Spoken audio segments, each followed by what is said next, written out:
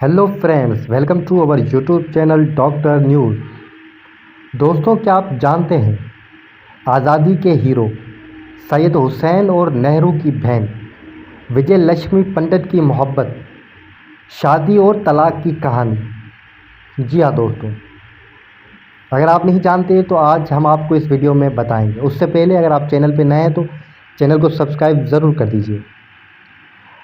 मिस्र की दारुल हुकूमत काहिरा में अल अर्फ नामी एक कब्रिस्तान है, जिसे अंग्रेज़ी में दी सिटी ऑफ दी डेड कहा जाता है।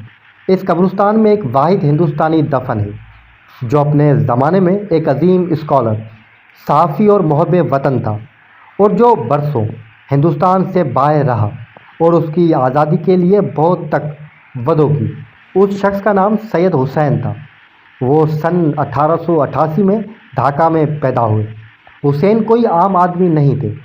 एनएस वनोदा ने उनकी स्वानह उम्री A for गार्टन एम्बिसडर अनक्वायरी D life and times of Syed में लिखते हैं कि सैयद अपने वक्त के एक बहुत ही दिलकश, पढ़े लिखे और मजहब इंसान थे, जो अपनी तकरीरों से लोगों को मशहूर करने की हैरत अंगेज सलाहियत रखते थे। वो एक गैर मामूली मसलफ़ और सेक्युलर मुहिब वतन थे। वो मज़ीद लिखते हैं, उनकी कामयाबियों को शायद इसलिए नज़रअंदाज कर दिया गया कि उन्हें मुल्क के एक बहुत बड़े ख़ानदान की नाराज़गी का सबब बनना पड़ा। वो ऐसे शख्स थे जिन्हें उनकी अजीम खिदमात और कामयाबी के बावजूद उनके मुल्क और तारीख़ ने वो मकाम नहीं दिया जिसके वो हकदार थे। मोतीलाल नेहरू ने इंडिपेंडेंट अखबार का एडिटर बनाया। अलीगढ़ यूनिवर्सिटी से तालीम हासिल करने के बाद सैयद हुसैन कानून की तालीम हासिल करने इंग्लैंड चले गए, लेकिन बैरिस्टर बनने के बजाय उन्होंने सहाफ़ी बनना पसंद किया। सैयद का कद 5 फुट 10 इंच था। उन्हें अच्छे कपड़े पहनने का शौक़ था। अंग्रेज़ी ज़बान पर उनकी गिरफ्त इतनी मजबूत थी कि इंग्लिस्तान की बहुत सी औरतें उनकी तरफ राइग हुई बगैर न रुक सकी। इंग्लिस्तान में 7 साल क़याम के बाद सैयद नवंबर सन 1916 में हिंदुस्तान वापस आ गए, और एक माह बाद उन्होंने बम्बई की अखबार बम्बई क्रॉनिकल में बतौर सब एडिटर काम करना शुरू किया। बरतानवी हुकूमत के ख़िलाफ़ लिखे गए उनके मज़ामीन पूरे हिंदुस्तान में बड़ी दिलचस्पी से पढ़े जाने लगे। मोतीलाल नेहरू और महात्मा गांधी भी उनके मज़ामीन में दिलचस्पी रखते थे। सैयद हुसैन की असल कहानी जनवरी 1919 में उस वक़्त शुरू होती है जब मोतीलाल नेहरू ने उनकी तहरीरों से मुतासिर होकर उन्हें इंडिपेंडेंट अखबार का एडिटर बनने के लिए इलाहाबाद मदऊ किया। शुरू में उस अखबार के दफ्तर मोतीलाल नेहरू की रहायशगाह आनंद बहू में हुआ करता था। सैयद को 1500 रुपये तनख्वाह पर रखा गया था, जो कि इन दिनों बहुत बड़ी तनख्वाह थी। सैयद हुसैन की मोतीलाल नेहरू की बेटी विजय लक्ष्मी पंडित से खुफिया शादी। जी हाँ दोस्तों, सैयद जब इंडिपेंडेंट के एडिटर की हैसियत से इलाहाबाद आए तो शुरू में आइंदा बहू में ही उनकी रहाइश थी। उसी दौरान मोतीलाल नेहरू की बेटी विजय लक्ष्मी पंडित ने सरोजनी नायडू की बेटी पद्मजा नायडू को लिखे एक खत में लिखा, सैयद हमारे पास रह रहे हैं क्योंकि उन्हें प्रेस के करीब कोई मुनासिब मकान नहीं मिल सका है। आनंद बहू में रहने की वजह से सैयद को नेहरू ख़ानदान के साथ घुलने मिलने वाफर मौके मुयस्सर थे। उस वक़्त विजय लक्ष्मी की उम्र 19 साल थी। वो बहुत खूबसूरत थी। घर के लोग उन्हें नान कहकर पुकारते थे। अगरचा सैयद उनसे 12 साल बड़े थे, लेकिन वो विजय लक्ष्मी की तरफ मुतवज्जा हुए बगैर ना रह सके। विजय लक्ष्मी भी उन तरफ खींची चली गई। इन दोनों इलाहाबाद जैसे शहर में इंग्लैंड से तालीम याफ्ता पुरकशिश नौजवान शाजू नादिर ही मिलते थे। उन्हीं दिनों सैयद हुसैन को लंदन में होने वाली खिलाफत कॉन्फ्रेंस में नुमाइंदगी के लिए मुंतखब किया गया। एक ज़राए के मुताबिक सैयद की लंदन जाने से पहले दोनों ने खुफिया तौर पर मुस्लिम तरीके से शादी कर ली। एनएस विनोद लिखते हैं, जब मोतीलाल नेहरू को इस बात का इल्म हुआ तो उन्होंने आसमान की तरफ सर उठा लिया। वो गुस्से में थे कि ख़ानदान की निगरानी के बावजूद उनके अपने ही घर में ऐसा कैसे हो सकता है। جواہر لال نہرو بھی اپنی بہن سے کسی سے کم ناراض نہیں تھے۔ وجے لکشمی پنڈت کی سوانح عمری میں سید حسین کا ذکر۔ وجے لکشمی پنڈت نے بعد میں اپنی سوانح عمری اسکوپ آف ہیپینس میں اعتراف کیا کہ نوعمری میں ایک نوجوان سید حسین کی طرف راغب ہوئی۔ انہیں میرے والد نے انڈیپینڈنٹ اخبار کا ایڈیٹر مقرر کیا تھا۔ وہ لکھتے ہیں، ایک ایسے دور میں جہاں ہر طرف ہندو مسلم اتحاد کی بات ہو رہی تھی، اور ایک ایسے خاندان کے رکن کے طور پر جس کی بہت سے مسلمان دوست تھے، میں نے سوچا کہ مذہب سے باہر شادی کرنا کوئی عجیب بات نہیں ہوگی۔ شادی کے معاملے میں بھی روایات کو بول بالا تھا، اس لیے مجھے یہ سمجھنے پر مجبور کیا گیا کہ ایسا کرنا غلط ہوگا۔ وجے لکشمی پنڈت کی بہن کرشنا ہتی سنگھ نے بھی اس واقعے کا ذکر اپنی سوانح عمری وی نہرو میں دبے لفظوں میں ہی صحیح لیکن کیا ہے۔ وہ لکھتی ہیں، 1920 میں میری بہن کی منگنی رنجیت سیتا رام پنڈت سے ہو گئی، لیکن اس سے پہلے میرے والد نے ان کے لیے ایک دولہا ڈھونڈ لیا تھا، لیکن انہوں نے یہ کہہ کر اس سے شادی کرنے سے منع کر دیا کہ وہ لڑکے کو پسند کرتے ہیں۔ انہوں نے لکھا، میرے والد کا ماننا تھا کہ لڑکا ان کے لائق نہیں ہے۔ اس سے میرے والد اور میرے نان بہن کے درمیان کشیدگی پیدا ہو گئی، اور وہ گاندھی جی اور ان کے اہلیہ کستوربا کے ساتھ ان کے ساتھ برمتی آشرم میں رہنے چلی گئی۔ گاندھی جی کی کوششوں کے بعد 6 ماہ میں والد اور نان کے تعلقات معمول پر آ گئے۔ قطر میں سید حسین کے گھر پر نکاح۔ اس پورے معاملے پر تبصرہ کرتے ہوئے مشہور مصنف شیلا ریڈی نے اپنی کتاب مسٹر اینڈ مسز جناح میں لکھا، یہ تصور کرنا مشکل ہے کہ موتی لال نہرو جیسا دنیا دار آدمی، جس نے اپنی بیٹی جواہر لال کو، جو انگلستان میں وزیر تعلیم تھا، انہیں کسی انگریز خاتون سے تعلق نہ بنانے کی صلاح دی تھی، انہوں نے کس طرح ایک ذہین، حساس اور بہترین شخصیت کے حامل نوجوان کے سامنے اپنی انتہائی خوبصورت لڑکی نان کو چھوڑ دیا تھا۔ وہ لکھتے ہیں، جس وقت موتی لال نہرو کو معلوم ہوا کہ ان کی چھت کے نیچے کیا ہو رہا ہے تو ان کے پیروں تلے سے زمین نکل گئی۔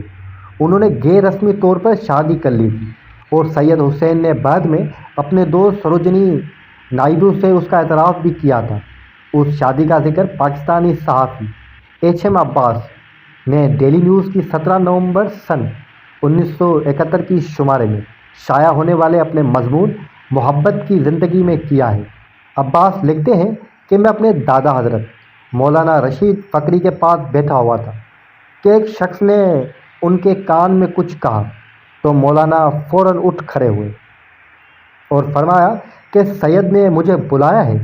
میں ان کے ساتھ سید حسین کے قطر میں میور کالج کے سامنے والے گھر پہنچا۔ انہوں نے لکھا کہ جب میں وہاں پہنچا تو تقریباً نصف درجن لوگ ان کی برآمد میں کھڑے تھے۔ سید بہت پریشان نظر آ رہے تھے۔ لکشمی پنڈت کے پاس ہی بیٹھے تھے، جن کے چہرے پر پریشانی کا کوئی تاثر نہیں تھا۔ وہاں موجود لوگوں میں نواب سر محمد یوسف تھے، جو بعد میں اتر پردیش میں وزیر بنے، اور سید اصغر حسین بھی تھے۔ یہ دونوں سید کے قریبی دوست تھے۔ اس وقت ہی مجھے معلوم ہوا کہ سید اور وجے لکشمی پنڈت کی شادی ہونے والی ہے۔ میرے دادا مولانا راشد فقری نے ان کے نکاح پڑھائی۔ نہرو نے کاغذات جلوائے۔ اس وقت کے ایک مشہور وکیل کی ایل گوبا، جنہوں نے خود ایک مسلمان خاتون سے شادی کی تھی، اپنی سوانح عمری فرینڈز اینڈ فوز میں لکھا ہے کہ ہندو مسلم رومانس کی تازہ ترین مثال ایک کشمیری عورت ہے جو ایک مسلمان اور انڈیپینڈنٹ اخبار کے ایڈیٹر کے ساتھ چلی گئی ہے۔ ان کے مطابق مہاتما گاندھی کی ذات مداخلت کے بعد لڑکی کو طلاق دی گئی۔ بعد میں وہ گجرات چلی گئی اور بہت مشہور خاتون بن گئی۔ شادی کی کہانی ایک اور ذریعہ نہرو کی سیکرٹری M.O. متھائی ہے، جو اپنی کتاب ریمنسسنس آف ڈی نہرو ایج میں لکھتے ہیں، گاندھی جی کے قتل کے چند دن بعد راجکماری امرت کور، جو آزاد ہندوستان کی پہلی وزیر صحت بنی، نے گاندھی کی یہاں رکھی ایک سیل بند فائل نہرو کے پاس پہنچائی تھی۔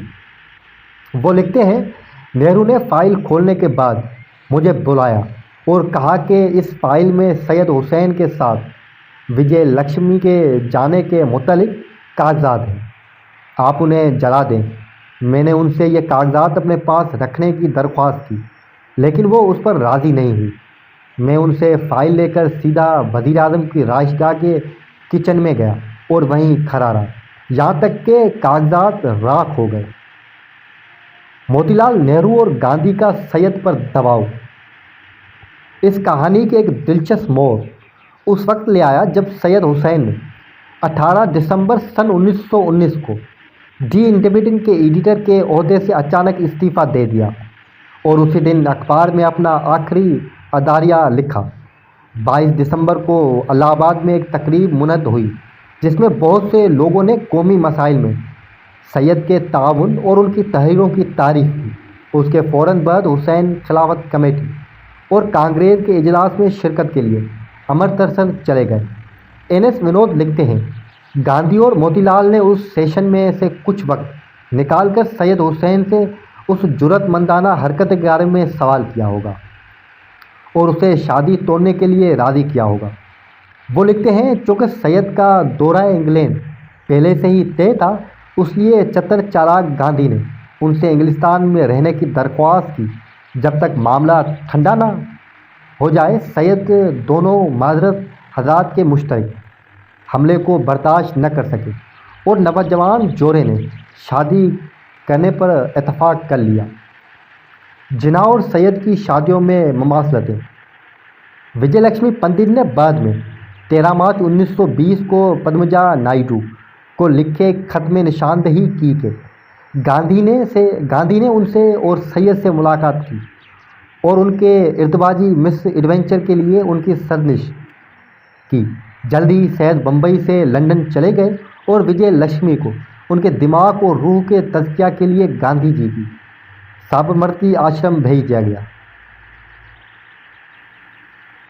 این ایس ونود لکھتے ہیں، پدماجا اور کچھ حد تک ان کی ماں سروجنی نائیڈو ان لڑکیوں کے لیے اگنی آنٹی کا کام کرتی تھی جو اس طرح کے تعلقات قائم کرنے کی ہمت کرتی تھی۔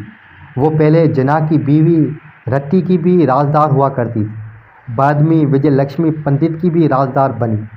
وہ لکھتی ہیں، ایک سوال اٹھانا بھی لازمی ہے کہ کیا سید اور وجے لکشمی نے جناح اور رتی کی شادی سے متاثر ہو کر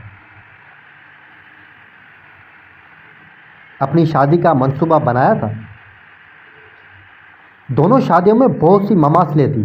ایک طرف ایک پڑھا لکھا مسلمان اپنے سے کہیں چھوٹی پارسی لڑکی سے شادی کر رہا تھا، تو دوسری طرف ایک اچھے گھرانے کی مسلمان لڑکی کی شادی اپنی سے چھوٹی عمر کی کشمیری برہمن لڑکی سے ہو رہی تھی۔ وجے لکشمی پنڈت کو سابرمتی آشرم بھیجا گیا۔ مہاتما گاندھی امرتسر میں کانگریس کے اجلاس کے بعد آنند بہو آئی۔ آنند بہو میں قیام کے دوران ہی گاندھی جی نے وجے لکشمی کو احمد آباد کے قریب سابرمتی آشرم میں اپنے ساتھ کچھ دن گزارنے کا مشورہ دیا۔ وجے لکشمی لکھتی ہیں، میرے ماں کا خیال تھا کہ میں مغربی پروش نے مجھے غیر روایتی طور پر سوچنے پر مجبور کیا ہے، اس لیے انہوں نے گاندھی جی کے اس تجویز کا خیر مقدم کیا کہ میں سابرمتی آشرم جاؤں۔ وجے لکشمی کو سابرمتی جانا پسند نہیں تھا۔ انہوں نے اپنی سوانح عمری میں لکھا، اس جگہ کو دیکھتے ہی میرا دل ڈوب گیا۔ وہاں کی ہر چیز آنکھوں کے لیے خوفناک اور ناگوار تھی۔ انہوں نے لکھا، ہم پرارتھنا کے لیے صبح 4 بجے ہی بیدار ہو جاتے تھے اور پھر اپنے کمروں میں جھاڑو لگاتے تھے۔ ہم اپنے کپڑے دھونے کے لیے قریبی دریا پر جایا کرتے تھے۔ آشرم کا اصرار تھا کہ کہانی کی ہماری تمام خواہشات مر جائیں۔ آشرم میں کچھ سبزیوں کو بغیر نمک مسالے اور گھی کے ابال دیا جاتا تھا، ان کو ہم چپاتیوں اور چاولوں کے ساتھ کھاتے تھے۔ آشرم میں نہ تو چائے پینے کو دی جاتی تھی اور نہ ہی کافی۔ وجے لکشمی پنڈت کی رنجت پنڈت سے شادی۔ موتی لال نہرو نے بھلے ہی رہنے اور کہانے کے مغربی طریقے اختیار کیے ہوں، لیکن دل میں وہ ایک روایتی ہندو تھے جو اپنی بیٹی کے کسی مسلمان سے شادی کا تصور بھی نہیں کر سکتے تھے۔ دوسری طرف مہاتما گاندھی عوامی طور پر ہندو مسلم اتحاد کی بات کر سکتے ہیں، لیکن وہ روایتوں کے اتنے ہی پیروکار تھے جتنا کہ موتی لال نہرو۔ یہی وجہ تھی کہ انہوں نے اپنی بیٹی منی لال کو 1926 میں ایک مسلمان لڑکے فاطمہ گل سے شادی کرنے کی اجازت نہیں دی۔ سید کی لندن جانے کے بعد چند ماہ بعد وجے لکشمی پنڈت کی شادی مہاراشٹر کے ایک برہمن رنجیت پنڈت سے کر دی گئی۔ ان کی شادی 9 مئی سن 1921 کو الہ آباد میں ہوئی، جس میں گاندھی جی نے بھی شرکت کی۔ اس شادی میں سروجنی نائیڈو بھی موجود تھے۔ 15 مئی 1921 کو انہوں نے اپنی بیٹی لیلا منی کو ایک خط میں لکھا کہ بیچارہ سید، میرا دل ان کے لیے بہت دکھتا ہے، لیکن میں شکر گزار ہوں کہ یہ اس طرح ختم ہوا، کیونکہ اس سے وجے لکشمی کو شاید ہی کوئی فرق پڑتا۔ البتہ سید حسین تاعمر غیر شادی شدہ رہے۔ سید اور وجے لکشمی کی شادی کی برطانوی پارلیمنٹ میں بازگشت۔ جی ہاں دوستو، اس شادی کی بازگشت برطانیہ کے ہاؤس آف کامنز میں بھی سنی گئی۔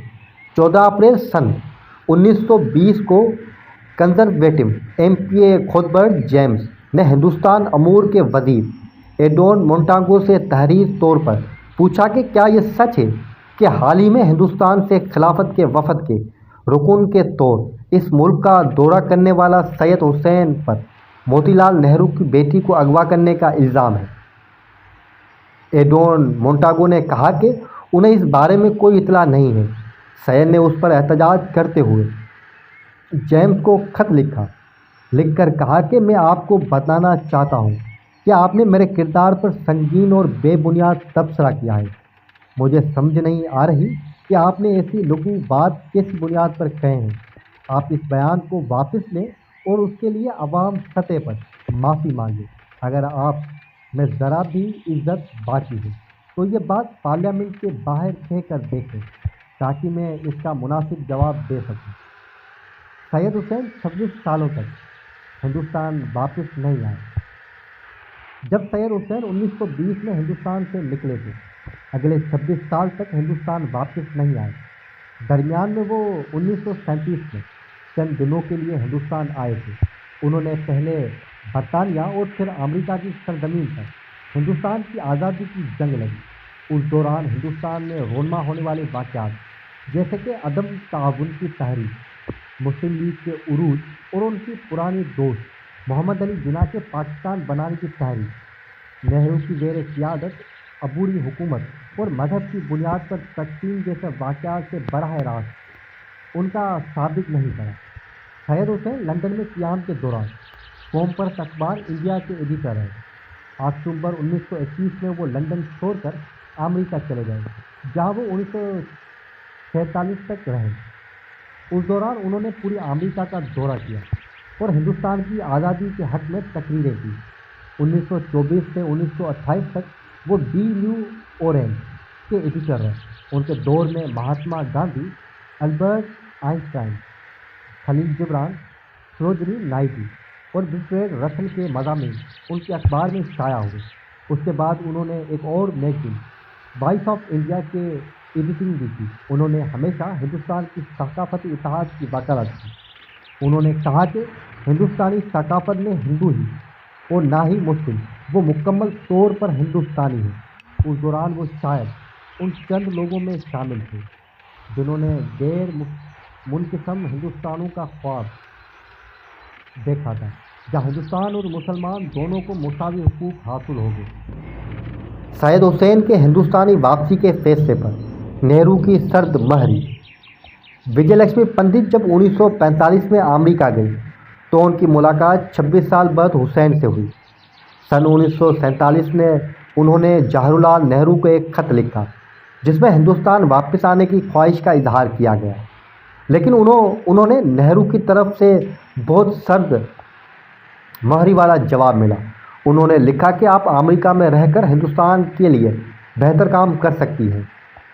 ایم او متھائی لکھتے ہیں، نہرو کے جواب اس امکان کو روکنے کے لیے تھا کہ وجے لکشمی پنڈت اور سید حسین دوبارہ رابطے میں آئیں گے اور ان کے بارے میں بات چیت کا دور دوبارہ شروع ہو جائے گا۔ ظاہر ہے کہ نہرو یہ نہیں بھولے تھے کہ 30 سال قبل حسین کا ان کی بہن کے ساتھ محبت کا رشتہ تھا۔ وجے لکشمی پنڈت سوویت روس اور سید مصر کے سفیر سید حسین اور گاندھی کے حوصلہ شکنی کے باوجود 1946 میں ہندوستان واپس آ گئے۔ اس وقت وجے لکشمی پنڈت اتر پردیش حکومت میں وزیر تھی۔ ان کے شوہر رنجیت پنڈت 2 سال قبل فوت ہو چکے تھے۔ اس وقت جواہر لال نہرو 17 یارک روڈ پر رہتے تھے۔ وجے لکشمی جب بھی لکھنؤ سے دہلی آتی تھی وہ اپنے بھائی کے گھر ٹھہرتی تھی۔ اگر ایم او مٹھائی کی باتوں پر یقین کیا جائے تو سید حسین ہر صبح نہرو کے گھر پہنچ جاتے تھے۔ ان کی پتلون کے پیچھے جیب میں کنیک کا ایک فلاسک رکھا ہوا تھا جس سے وہ وقتاً فوقتاً نکال کر ایک گھونٹ لے لیتے تھے۔ وجے لکشمی پنڈت اور سید حسین کی ملاقاتوں کا سلسلہ ایک بار پھر شروع ہو گیا۔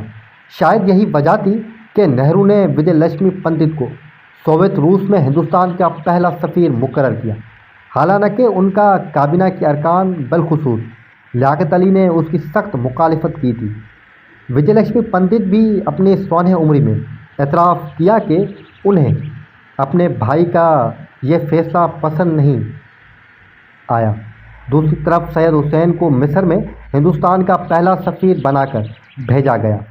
ان تقریروں کے پس پشت نہرو کی یہ نیت ضرور تھی کہ وجے لکشمی اور سید حسین آسانی سے ملنے کا موقع نہ مل سکے۔